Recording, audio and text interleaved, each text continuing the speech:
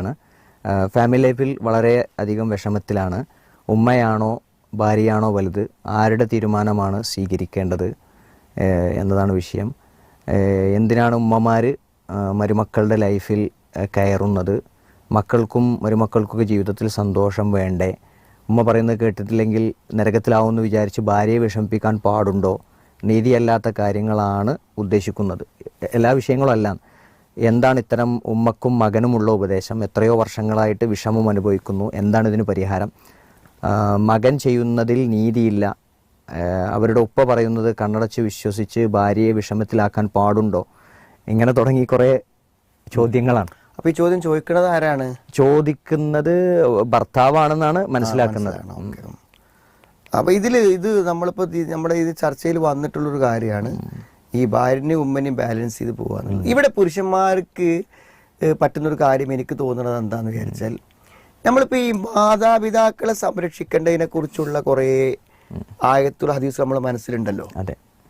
വസീന ഇൻസാന ബിവാലിദൈഹി, മാതാപിതാക്കളുടെ കാര്യത്തിൽ വസിയത്ത് ചെയ്യുന്നു. വഖലാ റബ്ബുക അല്ലാ തഅബുദു ഇല്ലാ ഇയ്യാഹു. അതേപോലെ തന്നെ ധാരാളം ആയത്തുകളും ഹദീസുകളും. ജിഹാദ് പോലെ ഇതിനേക്കാളും പ്രധാനപ്പെട്ട സംഗതിയാണ് വാപ്പാനിമ്മനെ.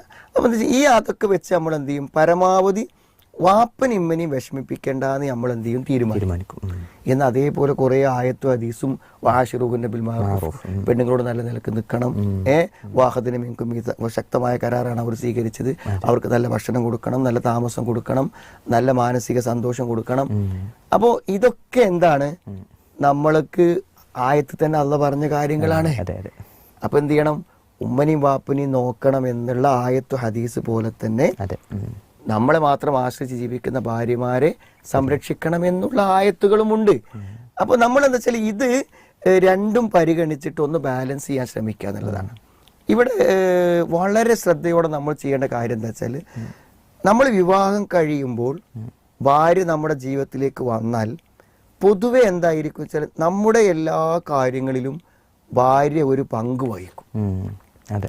ഇപ്പൊ നമ്മൾക്ക് ഉള്ള ഭക്ഷണമാണെങ്കിലും വസ്ത്രമാണെങ്കിലും നമ്മൾ എന്ത് കാര്യങ്ങളാണെങ്കിലും അവരെന്ത് ചെയ്യും? അതിൽ അങ്ങനെ ഒരു പങ്ക് വഹിക്കുമ്പോൾ നമ്മൾ എപ്പോഴും ഭാര്യന്റെ കൂടെയാണോ, എൻ്റെ കൂടെ ഇല്ലേ എന്നൊരു തോന്നൽ പൊതുവെ എന്ത് ചെയ്യും? ഉമ്മമാർക്ക് വരും. അപ്പൊ അങ്ങനത്തെ സന്ദർഭത്തിൽ അവർ ചെയ്യേണ്ടത്, ഉമ്മമാർക്ക് ഒരു പ്രത്യേക സമയം തന്നെ എന്ത് ചെയ്യണം? അനുവദിക്കാൻ വേണ്ടി ശ്രദ്ധിക്കണം.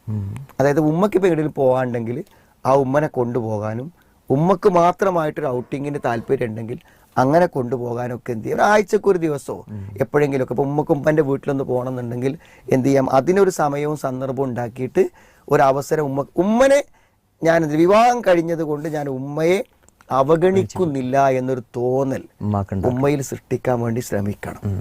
ഇത് സ്വാഭാവികമായി സംഭവിക്കുക എന്താ വെച്ചാൽ, ഉമ്മനെ അവോയ്ഡ് ചെയ്യുന്നുണ്ടോ എന്ന് തോന്നും. കാരണം നമ്മൾ ആണുങ്ങളാവുമ്പോൾ എന്ത് ചെയ്യും? സ്വാഭാവികമായി നമ്മൾ എത്ര പ്രായമായാലും ചെറിയ കുട്ടികളെ പോലെ തന്നെ നമ്മുടെ വസ്ത്രം മറ്റു കാര്യങ്ങളൊക്കെ കല്യാണം കഴിക്കുന്ന തലേന്ന് വരെ ഉമ്മ ഇടപെട്ടുകൊണ്ടിരിക്കും. ആ സ്ഥാനത്തേക്ക് വേറൊരാൾ വരുമ്പോൾ സ്വാഭാവികമായും ഉമ്മയെ അവഗണിക്കുന്ന പോലെ ഉമ്മയ്ക്ക് തോന്നാം. അതങ്ങനെ സംഭവിക്കുകയും ചെയ്യാം. അപ്പൊ അവിടെ ഉമ്മക്കൊരു സ്പെഷ്യൽ കൺസിഡറേഷൻ നൽകാൻ നമ്മൾ പ്രത്യേകം ശ്രദ്ധിക്കുക എന്നുള്ളതാണ് ഒരു പ്രധാനപ്പെട്ട കാര്യം.